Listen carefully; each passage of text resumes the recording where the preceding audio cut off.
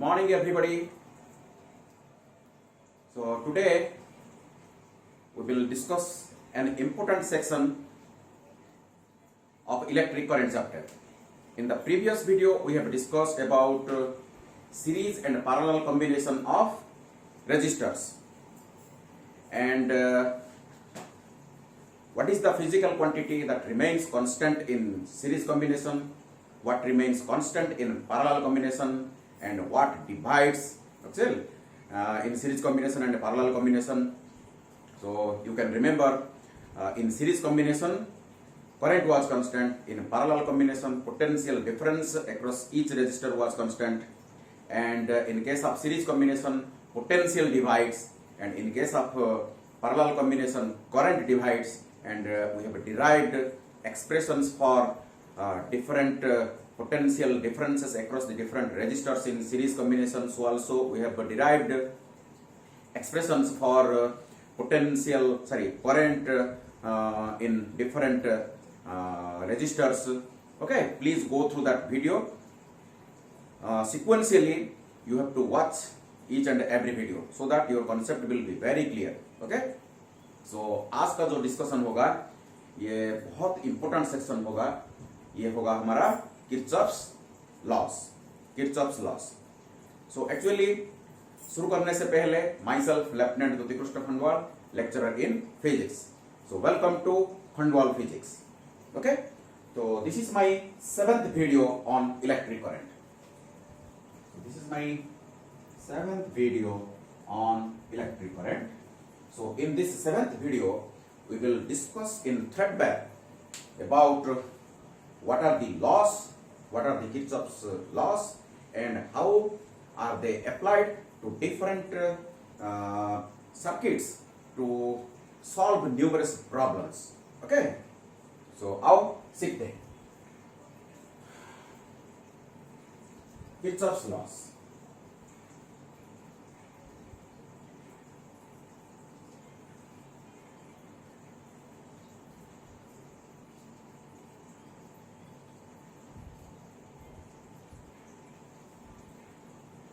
So Kirchhoff, a great name in physics, provided us two laws. One is first law and second one is second law. The first law is related to the current. First law is related to current. That is why first law is called. So first law is also called your Kirchhoff's current law. Kirchhoff's current law. As this first law is related to current, that is why it is called Kirchhoff's current law, or else it is called Kirchhoff's junction rule. Kirchhoff's junction rule भी इसको बोला जाता है क्योंकि ये जो law है junction से रिलेटेड है. ओके, तो चलो डिफाइन करते हैं इसको. सॉरी, स्टेटमेंट इसका देते हैं. सो स्टेटमेंट क्या है?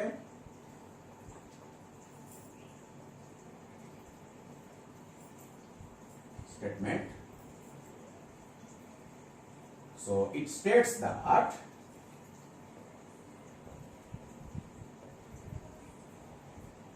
That the algebraic sum of all the currents flowing towards or meeting at the junction, ऐसे भी लिख सकते हैं, meeting at the junction is 0. Okay, so ऐसे मैथमेटिकली हम लिख सकते हैं.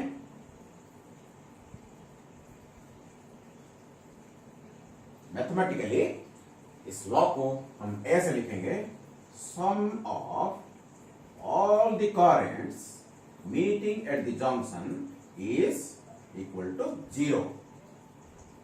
Clear? So this is the mathematical form of Kirchhoff's current law और Kirchhoff's junction rule. देखो एक नया टर्म हमको मिल रहा है इस स्टेटमेंट में, junction. So what is junction? We have to understand in order to understand this law. कोई भी एक पॉइंट में अगर दो से ज्यादा, सपोज ये देखो ये एक रजिस्टर है, ये भी देखो एक रजिस्टर है, ये भी एक रजिस्टर है, और ये भी देखो एक रजिस्टर है. देखो 4 रजिस्टर यहां एक पॉइंट में मिल रहे हैं. इस पॉइंट को जंक्शन बोला जाता है. ओके, इस पॉइंट को जंक्शन बोला जाता है. ओके, दो या दो से ज्यादा रजिस्टर्स अगर एक पॉइंट में मिल रहे हैं तो उस पॉइंट को हम जंक्शन बोलते हैं. जैसे कि रोड्स, चारों तरफ रोड आता है एक पॉइंट में जिसको हम चौक बोलते हैं. ओके, सो स्क्वायर बोलते हैं. जहां हमारा रोड्स मिलते हैं इसको जंक्शन भी बोला जाता है. वैसी इसी तरह जहां हमारा रजिस्टर्स आके मिलेंगे एक पॉइंट में, उस पॉइंट को हम जंक्शन बोलेंगे. I am showing you the part of the network. ये पूरा नेटवर्क है. ओके, नेटवर्क का एक पार्ट में आपको दिखा रहा हूं. सपोज इस रजिस्टर में I1 करंट फ्लो हो रहा है. सपोज कैपिटल, इसको स्मॉल लेटर लेते हैं. तो suppose I1 current is approaching towards the junction in this register. Okay, and suppose I2 current is approaching towards the junction. Suppose I3 current is departing away from the junction in this resistor, you see. And suppose I4 current is departing away from this junction. Then in order to apply this law, we have to adopt a convention. So what is the convention?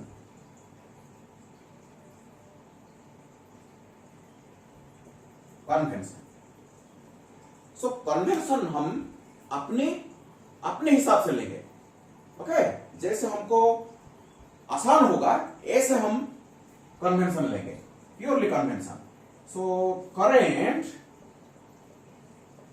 Approaching the junction, इसको क्या करेंगे हम positive लेंगे. Okay, जो current junction की तरफ approach कर रहा है इसको हम पॉजिटिव लेंगे. एंड नंबर 2 में current departing away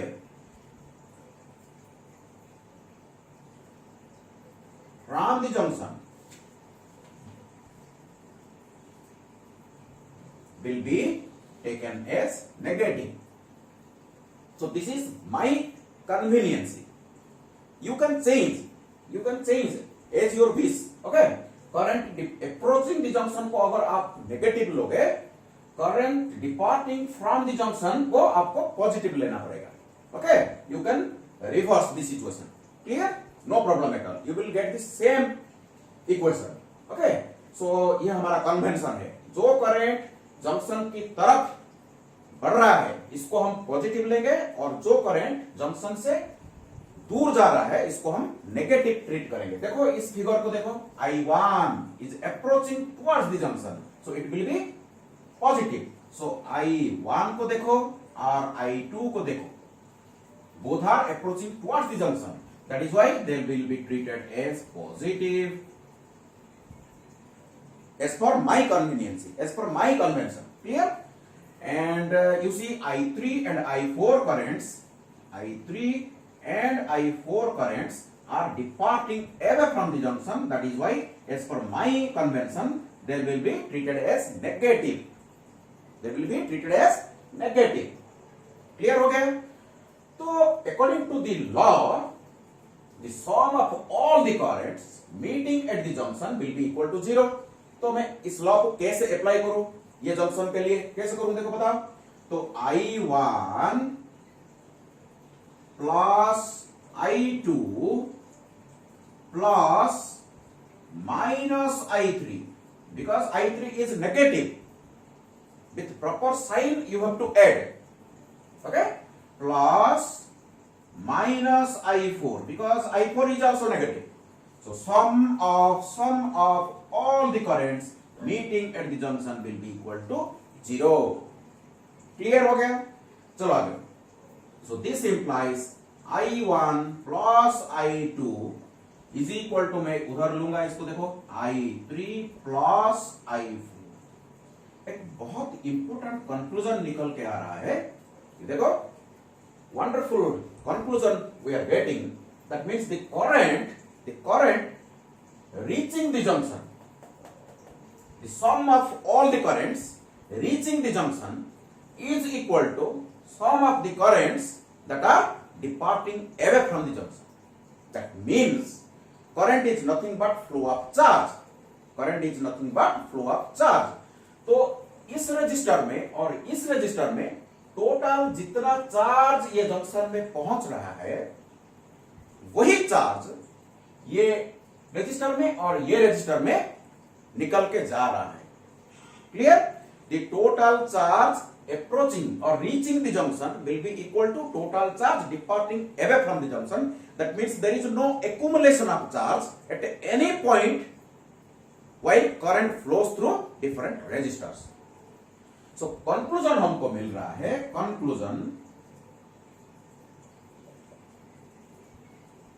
So this indicates, so charge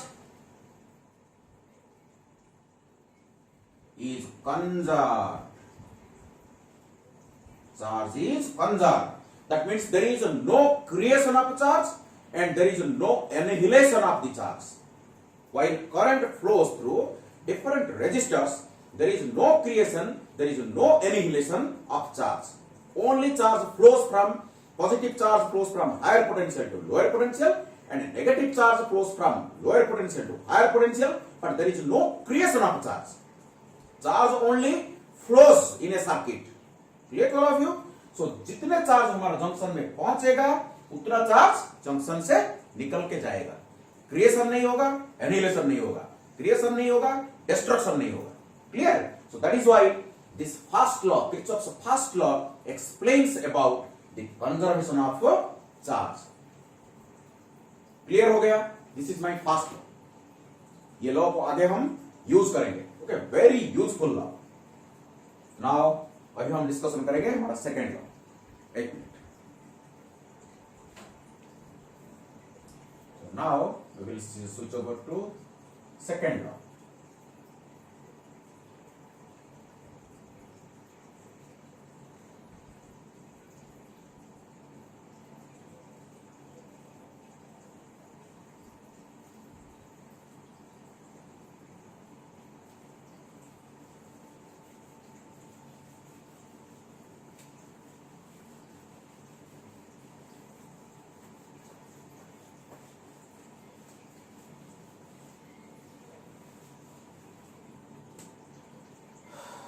देखो second law.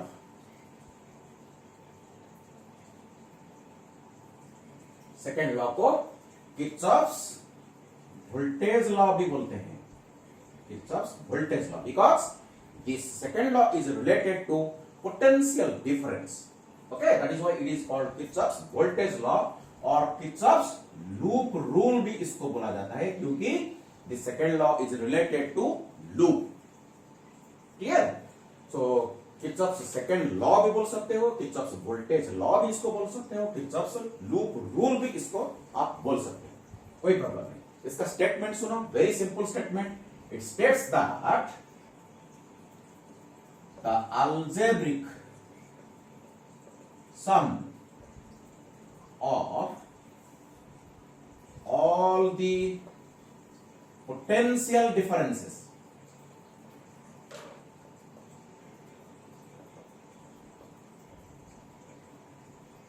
across a loop is 0. Again, very simple law but very useful. Clear? Mathematically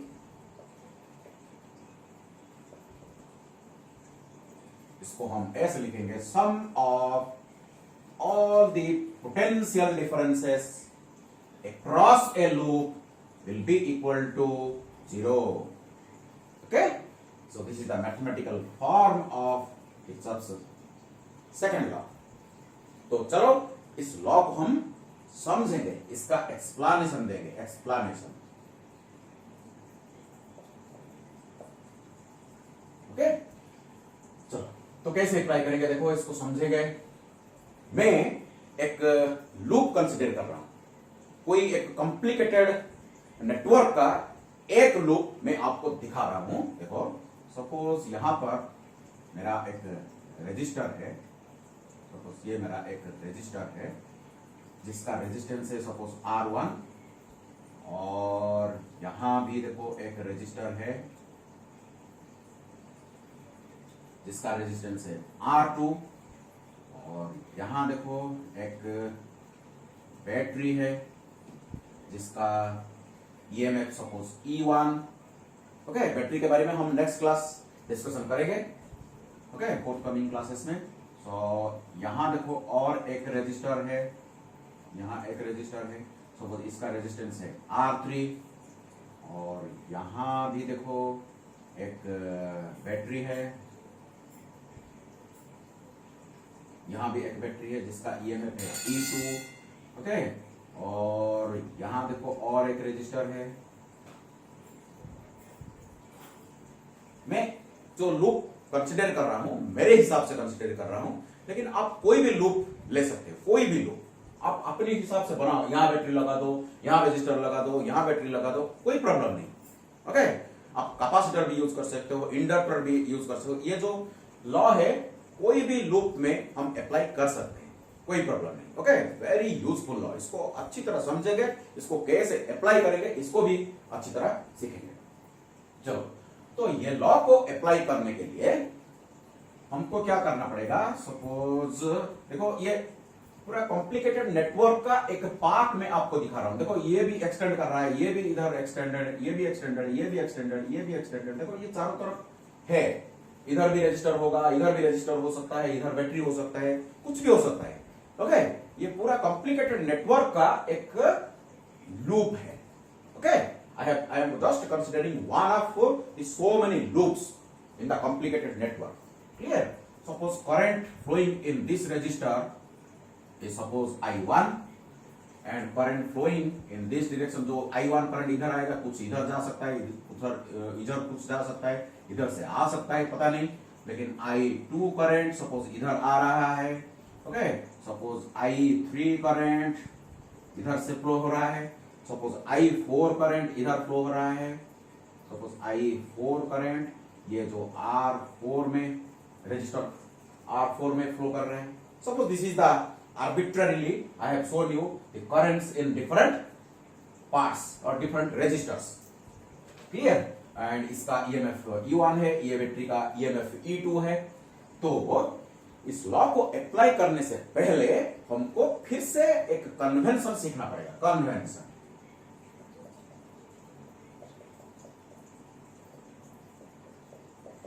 So what is the convention?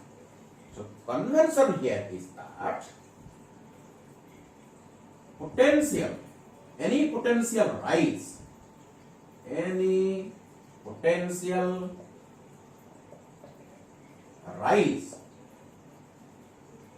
will be considered to be positive. इसको आप negative भी ले सकते हो अपने हिसाब से, लेकिन मैं इसको पॉजिटिव ले रहा हूं।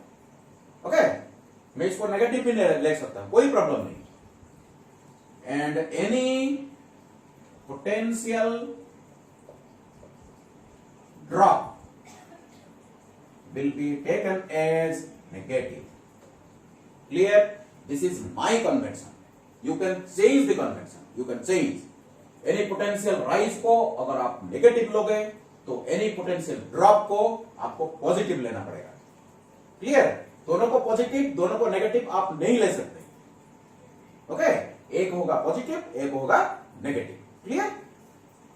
चलो, ये कन्वेंशन के साथ फिर हम क्या करेंगे, एक रास्ता चूज करेंगे, एक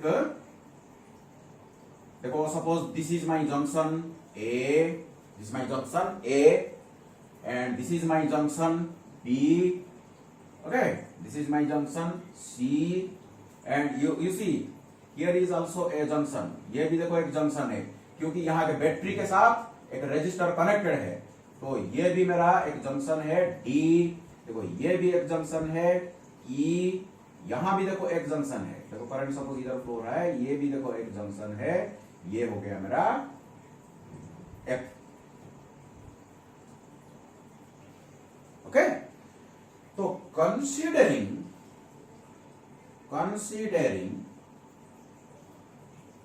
the loop, I will consider the loop A, B, C, D, E, F, A। मैं जहां से शुरू करूंगा वहां जाके पहुंचूंगा, so that my loop will be complete. That is why this law is called Kirchhoff's loop rule. Loop rule. जहां से हम शुरू करेंगे वहां हम पहुंचेंगे, ओके।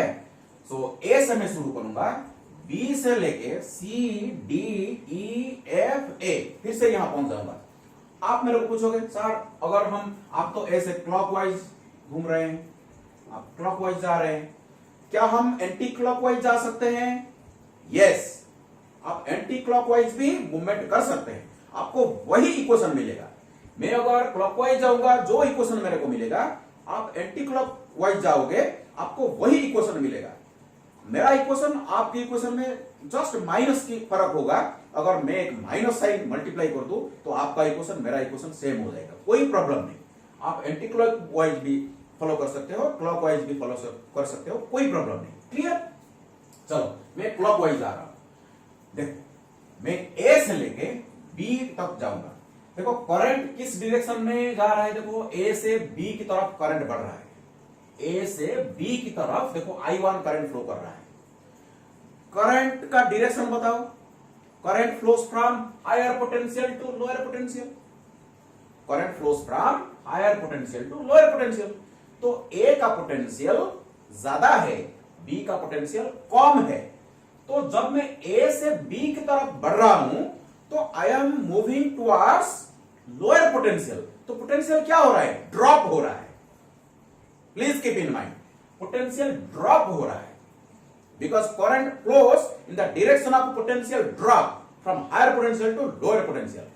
तो अगर मैं यहां लिखूं V A potential at A minus potential at B, V A minus V B, the potential drop, the potential difference between A and B is equal to क्या होगा बताओ, क्या होगा? Potential drop means negative, potential drop means negative as per my convention. अगर ये आप positive लेते तो आप पॉजिटिव लिखना पड़ता है, ओके, लेकिन मैं इसको नेगेटिव ले रहा हूं तो माइनस I1 R1, क्लियर हो गया? V is equal to I R, Ohm's law. Actually Kirchhoff's law is nothing but the extension of Kirchhoff's law is just the extension of Ohm's law. अगर circuit simple होता, एक battery होता, एक resistor होता, तो V is equal to I R में लगाता equation, लेकिन यहां देखो, यहां मैं कैसे इक्वेशन लगाऊंगा, ओम्स लॉ को कैसे मैं अप्लाई करूंगा, कैसे इक्वेशन में फॉर्म करूंगा? It is quite difficult. That is the reason for which हमारा Kirchhoff developed new laws in order to apply in different complicated situations. Clear? So V is equal to IR. This is the potential drop. चलो फिर बढ़ेंगे clockwise direction में जाएंगे, B से लेके C को आएंगे। देखो करंट किस तरफ बढ़ रहा है? C की तरफ। देखो C की तरफ करंट फ्लो कर रहा है, तो ये होगा हायर पोटेंशियल, ये होगा लोअर पोटेंशियल। पोटेंशियल ड्रॉप यहां लिखते हैं, ये देखो हो रहा है, क्या हो रहा है? ड्रॉप हो रहा है, ड्रॉप हो रहा है इसीलिए नेगेटिव। यहां भी देखो ड्रॉप, इसीलिए नेगेटिव। चलो इधर मैं लिखूंगा VB minus VC is equal to minus I2R2। Clear हो गया? क्लियर। तो C से जाके D में पहुंचेंगे, so VC minus VD is equal to, देखो ये नेगेटिव टर्मिनल है, ये मेरा सेल का और बैटरी का ये मेरा नेगेटिव टर्मिनल है, ये positive terminal. So negative terminal is always at lower potential, positive terminal is always at higher potential. Okay, so यहां से जब यहां आओगे तो E1 पोटेंशियल राइज होगा, पोटेंशियल राइज होगा। सो पोटेंशियल राइज है तो मेरा positive, potential rise means positive, तो मैं क्या लिखूंगा प्लस E1। क्लियर? ओके, चलो आगे बढ़ो। फिर क्या करेंगे, डी से आएंगे ई तक पहुंचेंगे, तो चलो इधर लिखते हैं। So VE VD minus VE is equal to, देखो करंट जिस तरफ जा रहा है हम भी उस तरफ बढ़ रहे हैं, तो पोटेंशियल क्या हो रहा है, फिर से ड्रॉप। ये देखो राइज था मेरा, ये था मेरा राइज, तो ये मेरा पॉजिटिव था, ये फिर से देखो ड्रॉप हो रहा है, ड्रॉप मीन्स नेगेटिव।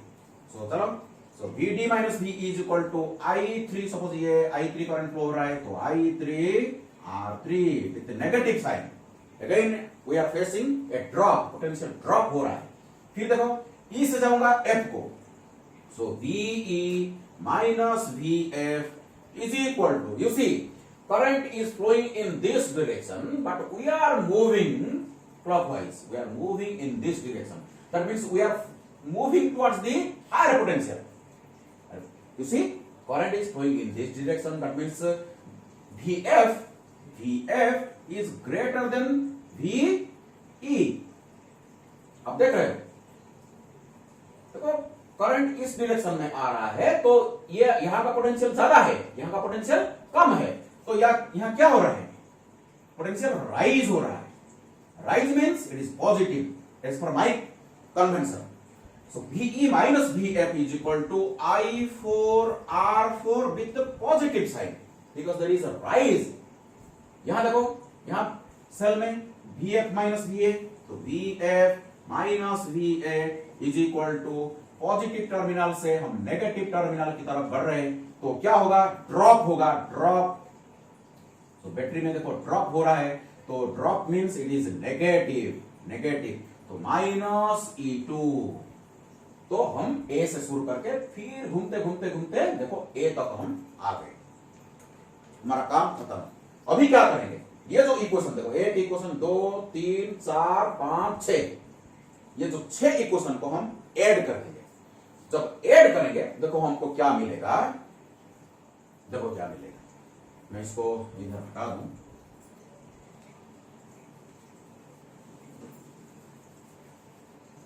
चलो, सो VA minus VB plus VB minus VC, VB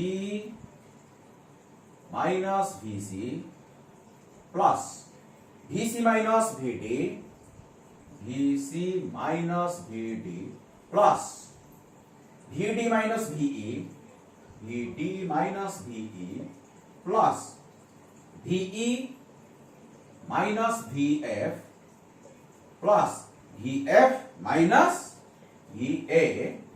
left side, ये लेफ्ट साइड का मैं टोटल ले लिया, तो राइट साइड को मैं ऐड करूंगा, तो minus I1R1 minus I2R2 plus E1 minus I3R3 plus I4R4 minus E2। देखो लेफ्ट साइड को ऐड कर दिया, राइट साइड को भी ऐड कर दिया, तो देखो क्या होगा, VB cancels out, VC cancels out, VD cancels out, VE cancels out, VF cancels out, VA भी देखो कैंसल्स आउट। सो ये सब क्या है बताओ, ये सब क्या है, हमारा पोटेंशियल का जो एडिशन है, sum of all the potential. ये एक पोटेंशियल, ये ड्रॉप है, ये ड्रॉप है, ये राइज है, ये ड्रॉप है, ये राइज है, ये ड्रॉप है, sum of all the potential differences. Sum of that means ऐसे लिख सकते हैं, ये पूरा जितना आपका है minus I2R2 minus I1R1 I2R2 plus E1 minus I3R3 plus I4R4 minus E2 is equal to 0। ये जो इसको हम V1 नाम दे सकते हैं, ये V2 है, ये V3 है, ये V4 है, ये V5 है, ये V6 है। Sum of all the potential differences across a loop is equal to 0, जो कि हमारा स्टेटमेंट है।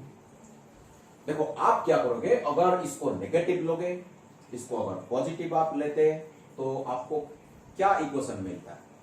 ये हो जाता पॉजिटिव, ये हो जाता पॉजिटिव, ये हो जाता नेगेटिव, ये हो जाता पॉजिटिव, ये हो जाता नेगेटिव, ये हो जाता पॉजिटिव। अगर आप एक माइनस साइन को मल्टीप्लाई कर दोगे, वही इक्वेशन मेरे को आपको मिलेगा। ओके, कोई चेंज नहीं होगा। ये कन्वेंशन को आप चेंज कर सकते हो as per your convenience.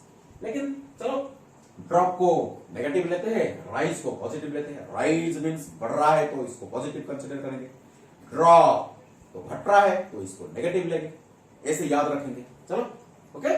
So this is the second law and very important conclusion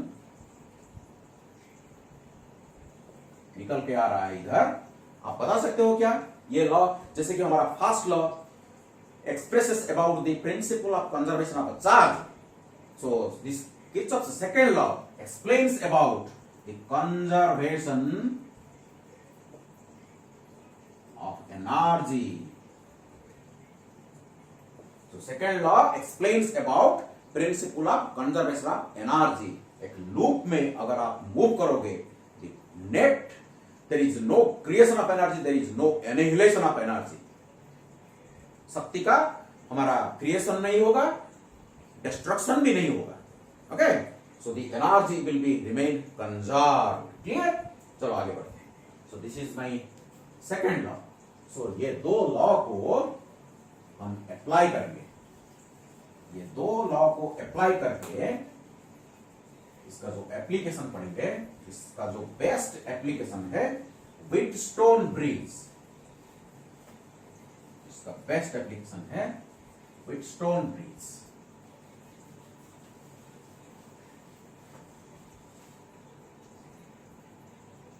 चलो देखते हैं वीडियो चल रहा है कि नहीं। देखो अच्छी तरह। ओके, ठीक है। देखो तो application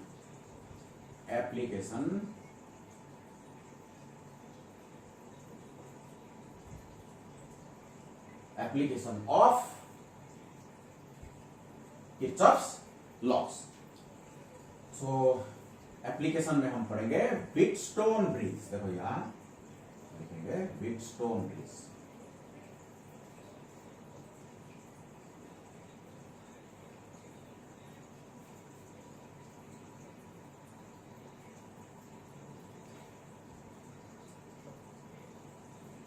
Again, Wheatstone is a great name in physics.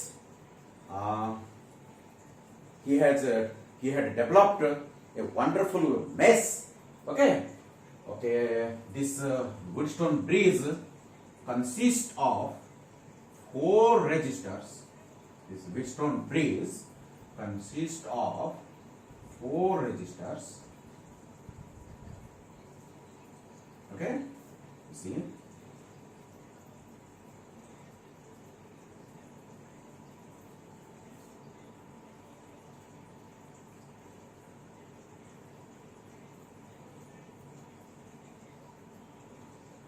So 4 resistors. Let the resistance of this resistor be P, and resistance of this resistor suppose Q, resistance of this resistor suppose R, and resistance of this resistor suppose S.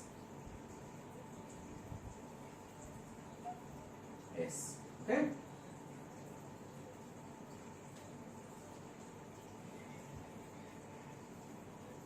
So Wheatstone bridge consists of 4 resistors P, Q, R, S, and this Wheatstone bridge is used to find out the resistance of one of the 4 resistors if 3 resistances are known.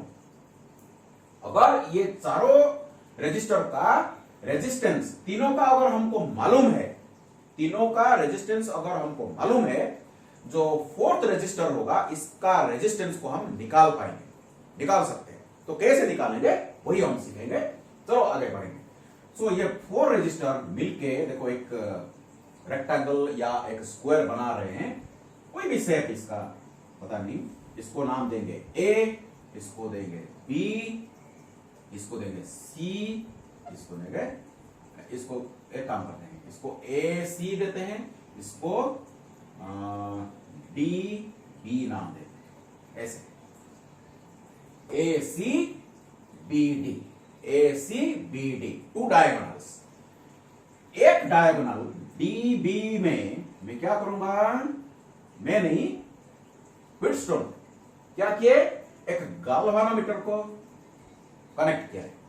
Okay, a galvanometer is connected between points D and B, junction D and B, and a battery is connected between the junctions A and C। ये हमारा positive, ये हमारा negative, ये हमारा galvanometer, ऐसे दिखा सकते हैं, इसको G लिख सकते हैं, इसको ऐसे दिखाएंगे, इसको ऐसे दिखाएंगे, ये हमारा गाल्वानोमीटर है। सो गाल्वानोमीटर क्या है इसके बारे में हम बहुत सारा डिस्कशन करेंगे, हमारा magnetic effect of electric current में इस गाल्वानोमीटर के बारे में हम पढ़ेंगे। Actually galvanometer for the time being, just remember galvanometer is a very sensitive instrument which detects and measures the current passing through it। यहां जो करंट फ्लो होगा, यहां D से B और B से D जो करंट फ्लो होगा, इसको ये मेजर करके हमको बताएगा। So galvanometer is a very sensitive instrument which detects and measures the feeble current that flows through it।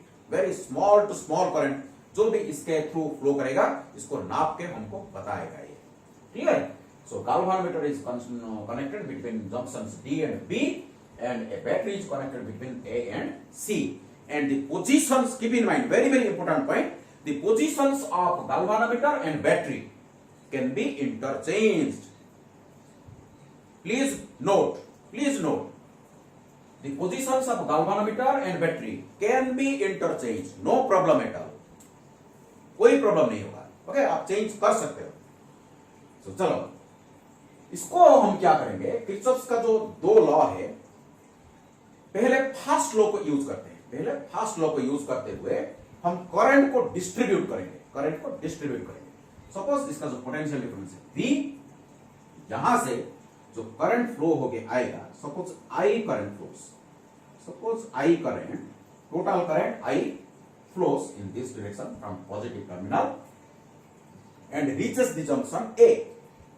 तो यह क्या होगा बताओ, फर्स्ट लॉ में हम क्या पढ़े थे, जो करंट जंक्शन को पहुंचेगा, जितने करंट हमारा एक जंक्शन में पहुंचेगा, उतना करंट जंक्शन से बाहर के जाएगा। तो if I current reaches this junction, तो इस मेश में, इस रेजिस्टर में कुछ फ्लो करेगा, इस रेजिस्टर में कुछ फ्लो करेगा, depending upon the resistance. Suppose इधर I1 करंट फ्लो हो रहा है, फॉर इंस्टेंस कंसीडर, सपोज इधर I1 करंट फ्लो हो रहा है, तो बताओ इधर कितना जाना चाहिए, बताओ क्या हो जाएगा।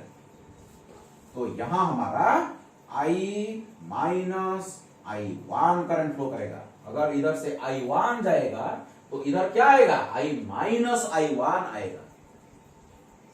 ये तीनों को अगर आप ऐड करोगे तो आपको फिर से 0 मिलना चाहिए, क्योंकि sum of all the currents meeting at the junction will be equal to 0। लेकिन आप कन्वेंशन के साथ यूज करो, कन्वेंशन के साथ आपको ऐड करना पड़ेगा। देखो आप ऐसे ऐड करोगे, I plus I1 plus I minus I1, ये 0 होगा क्या, देखो 0 नहीं होगा, क्योंकि आप कन्वेंशन यूज नहीं कर रहे। कन्वेंशन अगर आप यूज करोगे तो ये 0 होगा। देखो ये करंट देखो अप्रोच कर रहा है, जंक्शन की तरफ जा रहा है, तो ये पॉजिटिव है, ये पॉजिटिव है। ये जंक्शन से जा रहा है तो ये नेगेटिव होगा, ये भी देखो जंक्शन से जा रहा है तो नेगेटिव होगा। तो I plus minus I1 plus minus plus minus क्या हो जाएगा, माइनस हो जाएगा।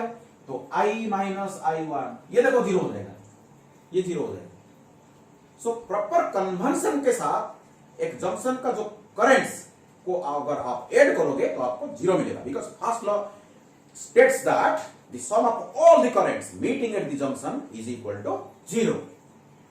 ओके, चलो, तो I am just applying the first law in order to distribute the current in different sections. So I1 current suppose ये जंक्शन D में पहुंच गया, I1 करंट पहुंच गया, तो यहां कुछ जाएगा, यहां कुछ जाएगा।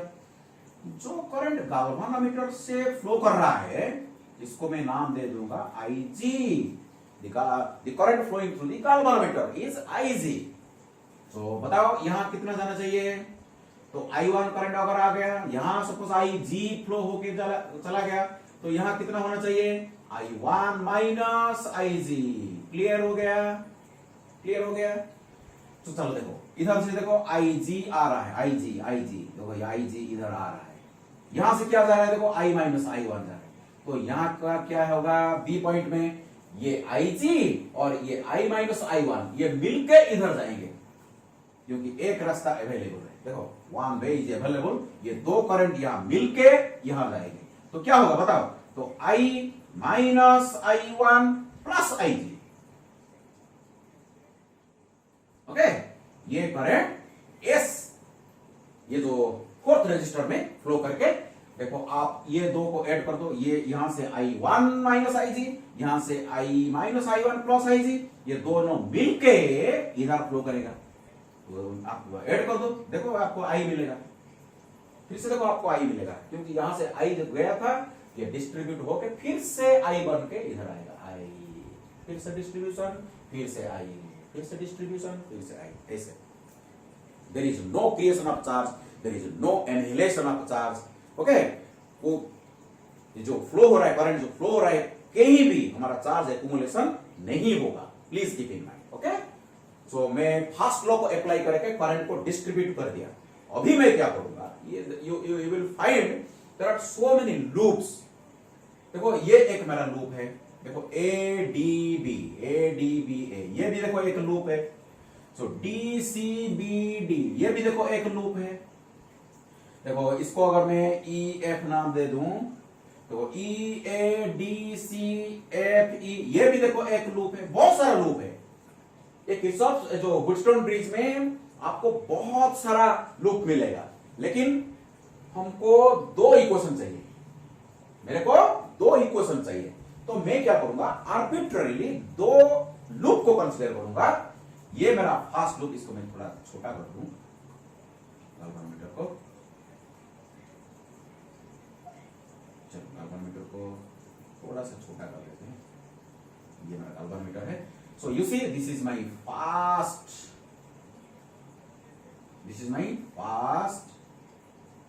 loop and this is my second loop। देखो दो लूप में कंसीडर करूंगा, ये दो लूप, इस my second loop, first loop second loop, ये दो लूप को मैं कंसीडर करूंगा। अच्छा चलो बताओ मैं क्या करूंगा। देखो मैं क्या करूंगा, अभी क्लॉकवाइज में ट्रैवल करूंगा, क्लॉकवाइज देखो क्लॉकवाइज में ट्रैवल करूंगा। यहां भी देखो मैं क्लॉकवाइज ट्रैवल करूंगा, क्लॉकवाइज ट्रैवल करूंगा। ये मेरा इच्छा है, this is my wish, you can change. Sir मैं क्या एंटी क्लॉकवाइज जा सकता हूं? यस आप जा सकते हो, कोई प्रॉब्लम नहीं। सर इधर भी मैं क्या एंटी क्लॉकवाइज जा सकता हूं? यस जा सकते हो, कोई प्रॉब्लम नहीं, कोई प्रॉब्लम नहीं। ओके सर कन्वेंशन अभी चेंज करके ले सकते हैं क्या? ड्रॉप को सर नेगेटिव, ड्रॉप को पॉजिटिव ले सकते हैं क्या? देखो सर पोटेंशियल ड्रॉप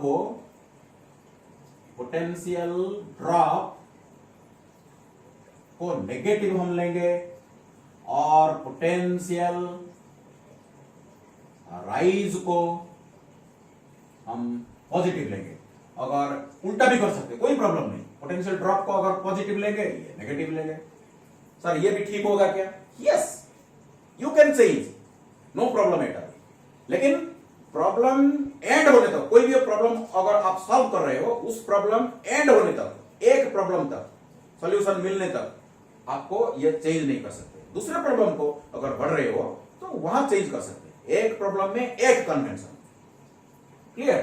सो चलो पोटेंशियल ड्रॉप को पॉजिटिव लेंगे, पोटेंशियल राइज को नेगेटिव लेंगे। और कंसिडर द लूप। एक नंबर देखो, ये मेरा एक नंबर देखो, आपको ये दिखा रहा हूं मैं, ये मेरा एक लूप है, इसमें past loop A D B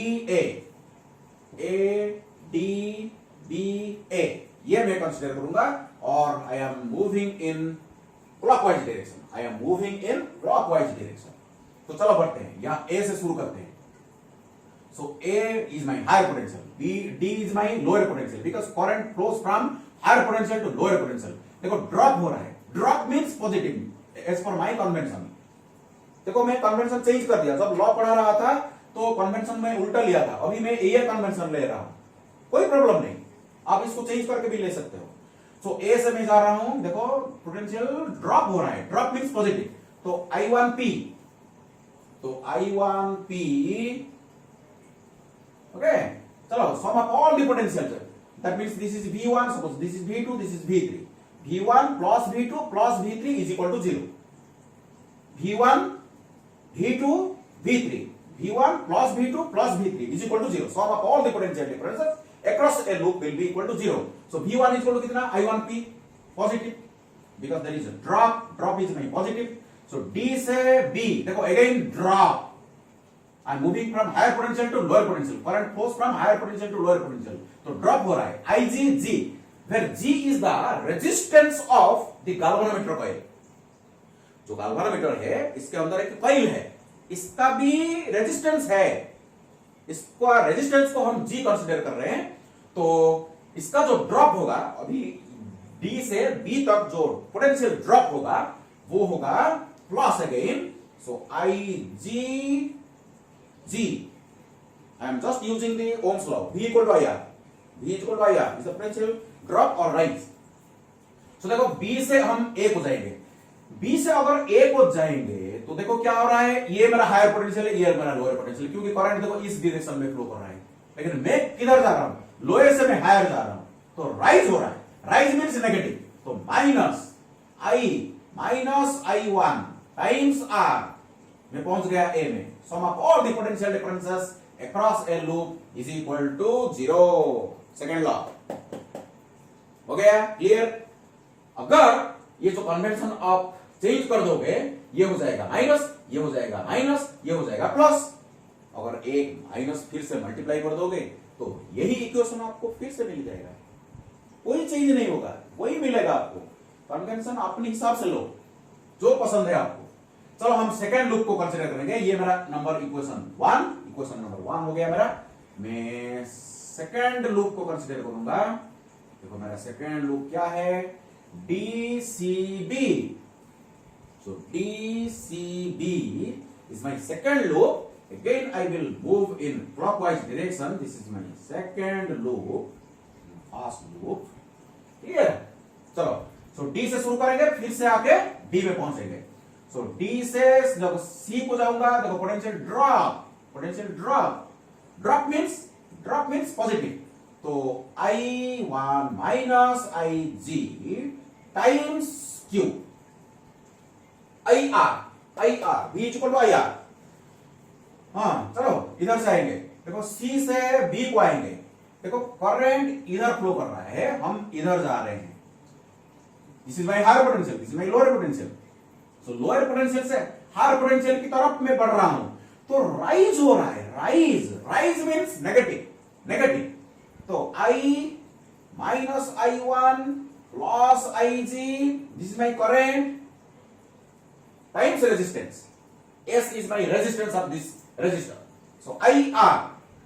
चलो फिर से B से जाते हैं D तक, B से D, करंट देखो इधर आ रहा है, IG करंट इधर फ्लो कर रहा है, लेकिन हम जा रहे हैं देखो B से D की तरफ, तो हम राइज की तरफ जा रहे हैं, राइज मीन्स नेगेटिव, तो minus IG is equal to 0। देखो D में शुरू किए थे, D में फिर से पहुंच गए। Sum of all the potential differences across a loop is equal to 0. So हमको दो इक्वेशन मिल गया, एक इक्वेशन फर्स्ट लूप से, दूसरा इक्वेशन सेकेंड लूप से। इसको थोड़ा डिस्कशन करेंगे। देखो एक इंपॉर्टेंट पॉइंट में आपको बोलने जा रहा हूं, very very important point to be noted over here. You see, ये चार रजिस्टर अभी मैंने लिया, ये चारों रजिस्टर का जो resistance P, Q, R and S, मैं ऐसे चुन चुन के लूंगा जैसे कि ये D का पोटेंशियल एंड B का पोटेंशियल सेम हो जाएगा। फिर से देखो, the resistances of 4 registers P, Q, R and S are so chosen that the potential of D will be equal to potential of B।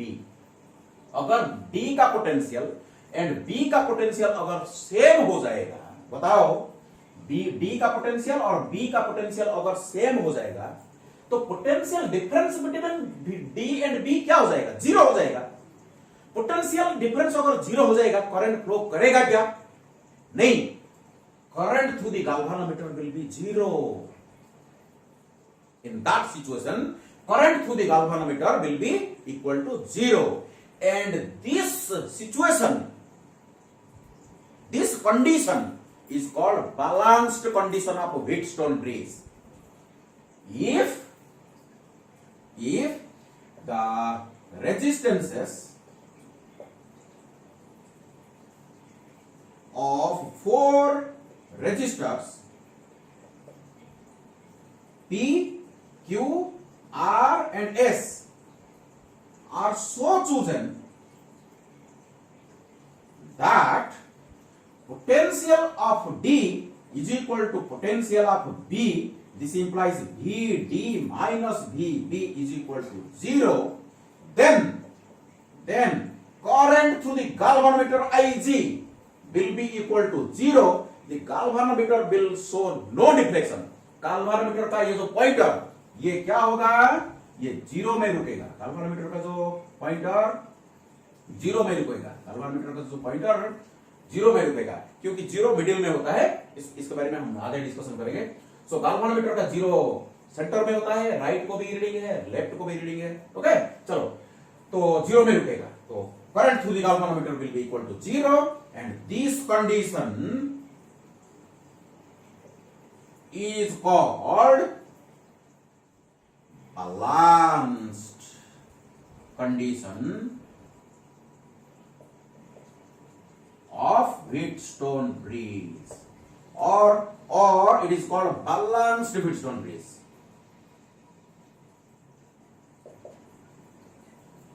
galvanometer के through current अगर नहीं flow कर रहा है, galvanometer का पॉइंटर अगर जीरो में है, तो ये Wheatstone ब्रिज को बोलते हैं balanced Wheatstone bridge. Balanced Wheatstone bridge, it is a very very important point, very very important point to be noted. Clear? चलो आगे बढ़ते हैं। अगर बैलेंस्ड कंडीशन में है तो current through the galvanometer is equal to 0, तो देखो ये इक्वेशन 1 क्या हो जाएगा? So under this situation, in this balanced condition, equation 1 reduces to, जहां देखो IG उधर जीरो डाल दो, IG is equal to 0, देखो IG is equal to 0, तो IG is equal to अगर 0 हो जाएगा, ये टर्म मेरा 0 हो जाएगा, तो देखो I1P प्लस नहीं माइनस, देखो minus I minus I1 into P is equal to 0, equation number suppose 3। तो IG 0 हो गया, तो ये टर्म मेरा 0 हो गया। इधर देखो सेकंड इक्वेशन में देखो IG जहां जहां है इसको 0 कर दो, तो देखो I1Q, इक्वेशन 2 से हमको मिलेगा I1Q minus I minus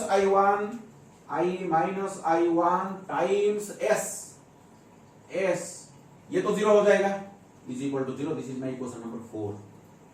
clear हो गया? तो I1Q minus I1S is equal to 0। ये फर्स्ट इक्वेशन से आ गया, ये सेकेंड इक्वेशन से आ गया, just putting IG is equal to 0 in both the equations. देखो मैं ऊपर थोड़ा इरेज कर रहा हूं।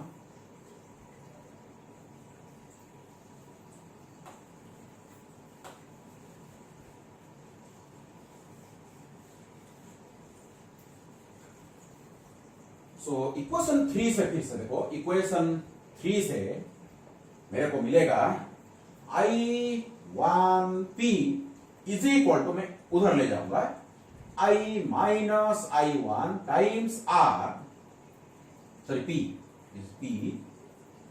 इसमें इक्वेशन नंबर 5 और फोर्थ नंबर इक्वेशन से, इक्वेशन 4 से देखो मेरा I1Q, ये P, ये R है ना, ये P क्या हो गया, R कहां गया,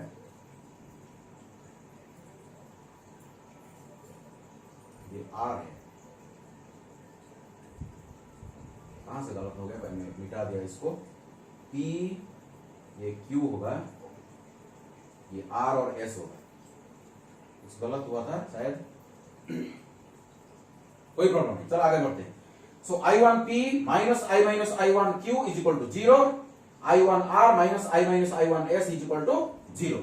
तो ये हो जाएगा मेरा Q, so I1P is equal to this much, so I1 here, I1R, नहीं कुछ गलत हो गया, ये P, ये R है, ये R है, ये Q, ये S है। देखो IG अगर 0 करोगे तो S आपको मिलेगा, सो P ये हो जाएगा R, तो ये हो जाएगा मेरा Q, पता नहीं कहां गलत कर दिया मैंने, okay. So I1P is equal to this much, so I1Q is equal to I minus I1 times S, equation number 6, equation number 6। तो इक्वेशन 3 को इक्वेशन 4 में हम डिवाइड कर देंगे, इक्वेशन 3 को इक्वेशन 4 में हम डिवाइड कर देंगे। अभी देख लो, थोड़ा इक्वेशन मैंने थोड़ा सा गलत कर दिया, पता नहीं कहां, लेकिन ये ठीक है, ओके। आप देखो, मैं इसको मिटा दिया अभी, तो I1P divide by I1Q is equal to I minus I1 times R divide by I minus I1 times S, okay. देखो I1 cancels out, I minus I1 cancels out, so what you will get is P divided by Q is equal to R divided by S. This is the condition of balance. देखो ये very very important. This is called, this equation is called the condition of balance of Wheatstone bridge। अगर Wheatstone bridge balanced condition में होगा, इसके मतलब galvanometer का reading अगर 0 होगा, गाल्वानोमीटर के थ्रू जो करंट फ्लो हो रहा है अगर वो 0 होगा, तो P divide by Q will be equal to R divided by S and the potential at D will be equal to potential at B, okay। the potential difference between B and D will be equal to 0। so ये सब आपको मालूम होना चाहिए। so इस equation को हम आगे यूज करेंगे, बार बार यूज करेंगे, बहुत सारा प्रॉब्लम हम डील करेंगे, लेकिन शायद वीडियो लंबा हो रहा है। देखते हैं ये जो हम इक्वेशन लिखे थे, इससे थोड़ा सा देख लेते हैं। तो फर्स्ट इक्वेशन मेरा क्या था, देखो फर्स्ट इक्वेशन क्या था, सो I1P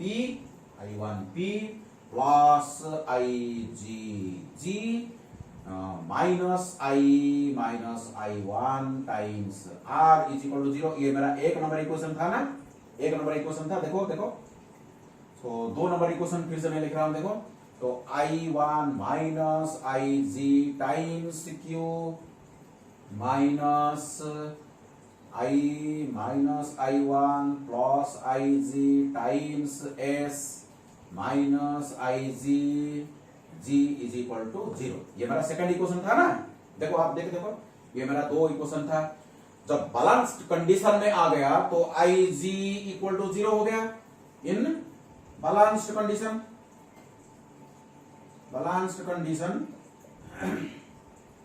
तो आई जी इक्वल टू 0 होना चाहिए। तो ये इक्वेशन, एक नंबर इक्वेशन से मेरे को क्या मिलेगा, देखो इक्वेशन 1 से मेरे को क्या मिलेगा, तो I1P, ये देखो minus I-I1 times R is equal to 0 मिलेगा। ये मेरा इक्वेशन 3 था। देखो देखो देखो इक्वेशन 3 को मेरा देखो, यहां मेरा गलत किया था, ओके, मैं यहां पता नहीं क्या लिख दिया था। तो देखो ये सेकंड इक्वेशन को देखो, सेकंड इक्वेशन को जहां भी IG है यहां 0 डाल दो, ये 0 हो जाएगा। तो I1Q minus I-I1 times S, ये तो 0 हो जाएगा, इज इक्वल टू 0। देखो ये मेरा इक्वेशन नंबर 4 था ना। देखो यहां से I1P is equal to I minus I1 R, right side पे लेके मैं इक्वेशन 5 लिखा, और I1Q minus I minus I1 S is equal to 0, इसको मैं राइट लेके लिख दिया, ओके। सो ये PQ को थोड़ा मैं इधर उधर कर दिया था, अभी ठीक हो गया, फिर से मैंने रिपीट कर दिया। तो यहां से मेरा 5 इक्वेशन, ये 4 से मेरा 6 equation. Just take the ratio, ये वो इसका और इसका रेशियो हम ले जाएंगे, I1 cancels out, I minus I1 cancels out. तो what remains is your P divided by Q is equal to R divided by S. This is the condition of balance of the Wheatstone bridge. So ये देखो मैं पहले आपको बताया था ये Wheatstone bridge का यूज क्या है। अगर ये चारों रेजिस्टर का रेजिस्टेंस PQRS होगा और 3 अगर आपको मालूम होगा, ये चारों में से अगर 3 आपको मालूम होगा तो फोर्थ को आप निकाल पाओगे, फोर्थ रेजिस्टर का रेजिस्टेंस को आप निकाल पाओगे। Clear? So this is the use. लेकिन ये theoretically I have just explained about Wheatstone bridge. इसका जो प्रैक्टिकल एप्लीकेशन है, बहुत सारा प्रैक्टिकल एप्लीकेशन है, हमारा मीटर ब्रिज है, पोस्ट ऑफिस बॉक्स है, लेकिन आपके जो कोर्सेस ऑफ स्टडी में मीटर ब्रिज है। तो नेक्स्ट वीडियो में हम मीटर ब्रिज को मैं समझाऊंगा और रिलेटेड प्रॉब्लम्स, बहुत सारा मैं प्रॉब्लम आपको सॉल्व कराऊंगा नेक्स्ट वीडियो में। प्लीज मेरा वही वीडियो बहुत इंपॉर्टेंट होगा, क्योंकि थ्योरी से न्यूमेरिकल प्रॉब्लम सॉल्व करने का जो काबिलियत आप में होना चाहिए, और जितने आप प्रॉब्लम सॉल्व करोगे आपका उतना कॉन्सेप्ट क्लियर होता जाएगा। जितने भी आप थ्योरी पढ़ोगे प्रॉब्लम सॉल्व नहीं कर पाओगे, जितने प्रॉब्लम आप सॉल्व करोगे प्रॉब्लम से कॉन्सेप्ट क्लियर होता जाएगा। Okay, so we will get concept, we will strengthen our concept just by solving numerous problems. मैं 5-7 आपको प्रॉब्लम सॉल्व कराऊंगा, वेराइटी प्रॉब्लम आपको सॉल्व कराऊंगा, लेकिन आपको बहुत सारा प्रॉब्लम, जितने भी बुक्स आपके पास होगा रिलेटेड प्रॉब्लम्स आपको सॉल्व करना पड़ेगा। So for the time being, thank you all, God bless you.